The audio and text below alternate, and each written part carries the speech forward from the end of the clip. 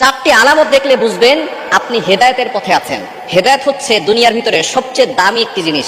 যদি আমরা হেদায়েতের পথে না থাকতে পারি, সঠিক পথে যদি আমরা না থাকতে পারি, তাহলে আমাদের মতো হতভাগা আর কপাল পোড়া কেউ হবে না। এজন্য হেদায়েতের জন্য কিন্তু আমরা প্রত্যেক নামাজে দোয়া করি। যখন আমরা নামাজে দাঁড়াই তখন বলি ইহদিনাস সিরাতাল মুস্তাকিম, ও Allah show us the right path, show us the correct path. Allah আমাকে সঠিক পথ দেখান, আল্লাহ আমাকে সঠিক রাস্তা দেখান। এজন্য হেদায়েত হচ্ছে অনেক বড় একটি দামি জিনিস। এই হেদায়েত যারা না পায় তাদের দুনিয়াতেও অশান্তি, আখিরাত চিরস্থায়ীভাবে জাহান্নাম। এজন্য অবশ্যই সবসময় হেদায়েতের পথে থাকতে হবে। যদি চারটি আলামত আপনার ভিতরে থাকে তাহলে আপনি বুঝবেন যে আপনার ভিতরে হেদায়েত আছে এবং আপনি হেদায়েতের পথে আছেন, সঠিক পথে আছেন। এক নাম্বার হচ্ছে আজান শোনার সাথে সাথেই নামাজের জন্য আপনার মনটা ছটফট করবে। যদি আপনি হেদায়েতের পথে থাকেন তাহলে আজান শোনার সাথে সাথেই আপনার মন নামাজের জন্য ছটফট করবে।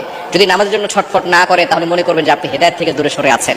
নামাজের জন্য ছটফট করা মুমিন ব্যক্তি কেবলমাত্র জান্নাতে যেতে পারবে। কেননা ইসলামের ইমানের পরের সবচেয়ে গুরুত্বপূর্ণ যে ইবাদত সেটা হচ্ছে নামাজ।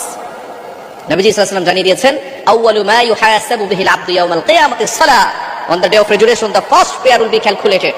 কিয়ামতের দিন সর্বপ্রথম বান্দার নামাজের হিসাব দেওয়া হবে। এজন্য নামাজের সাথে সম্পর্ক বাড়ান। নবীজি সাল্লাল্লাহু আলাইহি ওয়াসাল্লাম জানিয়ে দিয়েছেন, বুখারী শরীফের 1423 নম্বর হাদিস, এখানে 7 শ্রেণীর কথা বলেছেন যারা কিয়ামতের ময়দানে, in the day of judgement, কিয়ামতের ময়দানে আরশে আজিমের নিচে ছায়া পাবে। তার ভিতরে এক নাম্বার হচ্ছে রাজুলুন কলবুহু মুআল্লাকুন ফিল মাসাজিদ, যাদের অন্তরটা সব সময় মসজিদের সাথে লেগে থাকে। মসজিদের সাথে যারা অন্তরটাকে লাগিয়ে রাখবে, আল্লাহ পাক রব্বুল আলামিন কিয়ামতের ময়দানে তাদেরকে আরশে আজিমের নিচে ছায়া দান করবেন এবং তারা সঠিক পথে থাকবে, হেদায়েতের পথে থাকবে।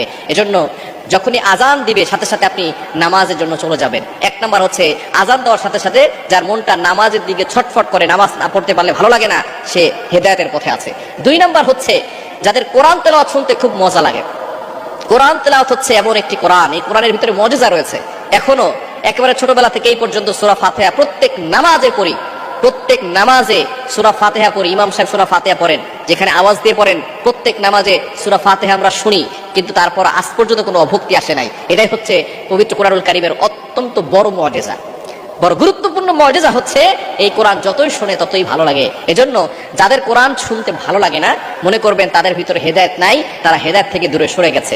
এজন্য যদি আপনার কোরআন শুনলে ভালো লাগে, অন্তর পরিষ্কার হয়, কোরআন শুনলে ঈমান বেড়ে যায়, তাহলে মনে করবেন যে আপনি হেদায়েতের পথে আছেন, আপনি সঠিক পথে আছেন।